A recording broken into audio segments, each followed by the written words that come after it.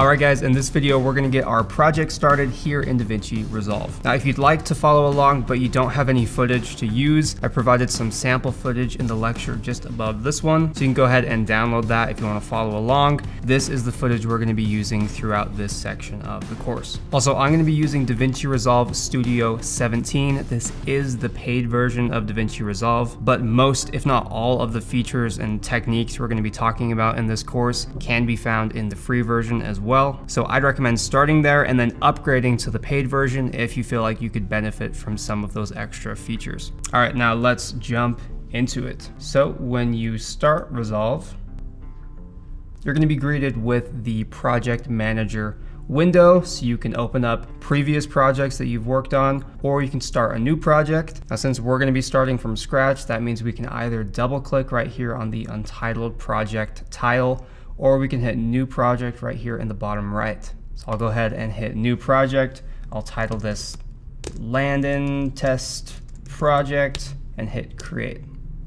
All right, so inside the program, just on the bottom, you're gonna see several tabs. And these are actually separate pages which are meant to sequentially walk you through every part of the editing process. So you go over here, you start with media where you import your footage, and then you move to cut where you sift through and you select your best clips, and then you go over to edit where you piece everything together, do a more advanced sequence, and then fusion where you can add special effects, text, and motion graphics, and then color where you'd obviously do color correction and color grading, and then Fairlight, which is where you master your audio, and finally deliver where you export out your video. So naturally you'll be working from left to right with these tabs, but you can obviously go back and forth between the different modes if you need to. You also don't need to go through all of these tabs depending on your project, but like I said, they are there to kind of separate all the modes and features inside DaVinci Resolve. And I generally try to work in sequential order, but I do jump around a lot back and forth between these different panels. Now before we really dive in, I'm going to go ahead and turn on autosave. For some reason this isn't set by default. I'm not sure why, so let's just do it now real quick while we're here. We're going to go up here to the DaVinci Resolve text. We're going to hit on preferences, then go ahead and click on user, project save and load. Then we're just going to make sure that live save is checked. I'm also going to hit project backups to make sure that our project files are regularly being backed up. Then I'll hit save, and that's all done. And one more thing before I import my clips, I like to go to my project settings right here, this little gear icon in the bottom right. This is where I like to get my resolution and my frame rate all set up. So this just brought up my master settings for my timeline. I'm gonna go ahead and set this to what I prefer. You can set this to whatever you like. I generally like doing 1080p. My timeline is 23.976. I'll make sure that this also says 23.976. And the last thing I'm gonna change here is the video format. I'm gonna make sure that that is also HD 1080p 23.976. So I'll go ahead and hit save right there. I'm also going to jump back to the gear icon one more time, and we're going to make a preset for the settings that you just selected. So I'm going to jump up to the presets tab right here. I'm going to hit save as. We can name this whatever we want. My custom preset. We'll hit OK, and then I'm going to right click on it and hit save as user default configuration. And this just means that anytime I start a new project, it's going to use these settings by default and I won't need to come in and change them. Now we can hit cancel and then jump back over to the media page. And it's worth mentioning that the media page isn't actually the only place that you can import your footage to DaVinci Resolve. You can technically go and import your footage in any single one of these tabs, but the media tab is really just a good place to get all of your footage perfectly organized. So in the top left panel, we have access to all of the drives on our computer. So to bring our footage and other assets inside of DaVinci Resolve, we can either navigate through these folders just like that, and then we can drag and drop our folders and clips down here into the media pool. Or another way we can do that is by grabbing a folder from our Finder and then clicking and dragging it directly into the media pool right there. However you want to do it, doesn't really matter, but after you drag your footage over there, it's going to ask if you want to change the project frame rate. It's asking this because these clips in the sample footage folder that you might be using are 60 frames per second, while our timeline is 23.976 frames per second. So it's asking us if we want to change the entire frame rate of our timeline. I'm gonna hit don't change, otherwise that'll reset the frame rate that I've already set. And you'll see that now all of our clips from that folder are imported inside of DaVinci Resolve. Now, once those clips are in there, we can view them however we want by toggling these icons right here. I personally like the tile view because I can quickly scrub through my clip and it'll show up right here in the top right viewfinder. I can also search for specific clips if I want to, and I can filter through them by file name, duration, frame rate, whatever helps me locate them. Now, if I wanted to organize this footage and the audio, not that we really need to in this case, since there's just one camera angle and then a couple of audio files, I can go over here in this panel, right click and hit new bin. And I can name it whatever I want. Maybe I'll make a bin for video.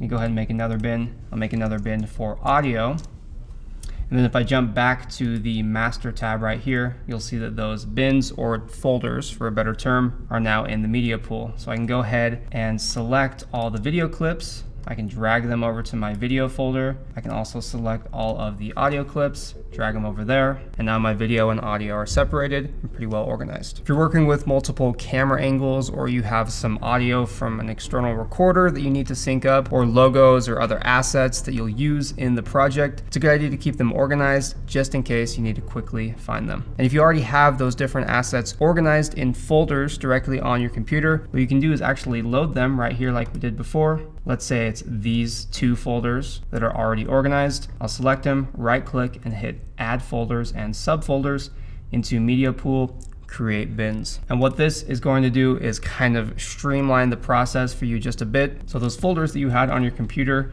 have now been imported and converted to bins inside of DaVinci Resolve. Here's one bin and here's the other bin.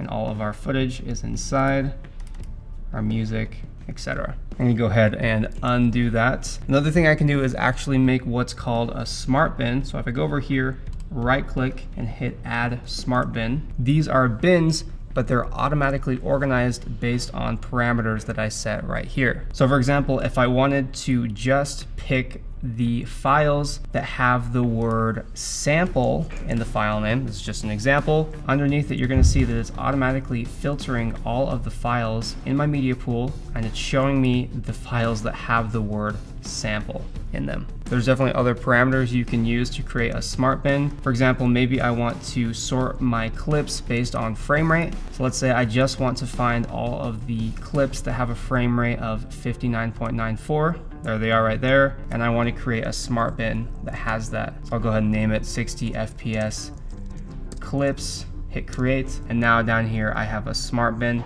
that just has those 60 frame per second clips inside. So if you're working on a project with a lot of different camera angles and different frame rates, etc., smart bins can definitely come in handy. A few more things worth pointing out here in the media tab. There is an audio window up here.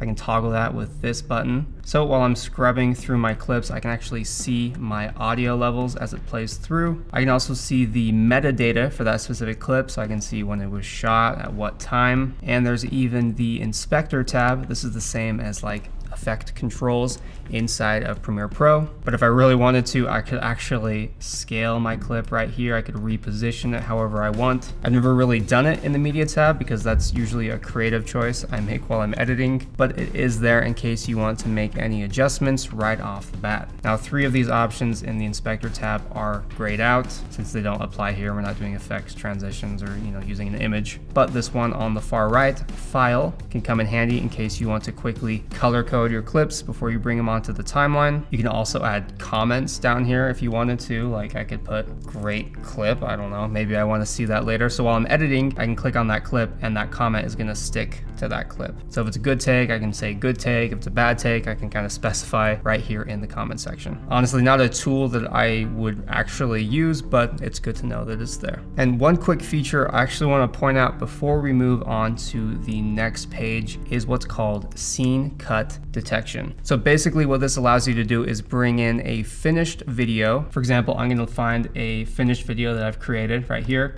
I'm going to right click and I'm going to hit scene cut detection, and then I'll hit auto scene detect. Now what this is doing is it's scrubbing through the video and finding all of the cuts or scene changes from this finished video. So if you're like me and you're doing tutorials and you're grabbing B-roll from existing videos, or maybe you want to make a show reel for yourself, so you grab a completed video that you recently made, and this feature will automatically cut it up for you so you can just take the best clips from that video. Now if I wanted to, I could kind of go through and fine-tune these cuts, delete them. I could add new cuts if I wanted to. It generally does a pretty good job, especially for hard cuts. So when I'm done, I'm just gonna hit add cuts to media pool. We'll go ahead and exit out real quick. And it looks like the program got a little bit confused because that intro fades in from black. This video right here, if you've seen my Mexico video. So for some reason it made a million cuts right here. I'm just gonna delete all of those. Like I said, on hard cuts, it does a really good job. But on clips where there's text, or if you're using a whip transition or something, it has a hard time knowing if that is actually a cut or not. But I can go through, thumb through that. That's a nice good clip. This is a good clip right here. So this was all one video when I brought it in, but now they're imported as individual clips, so I can more quickly drag and drop them into a montage if I wanted to. But guys, that is pretty much it for the media page. And the next video, we're gonna jump over to the cut page and start cutting and sifting through our footage.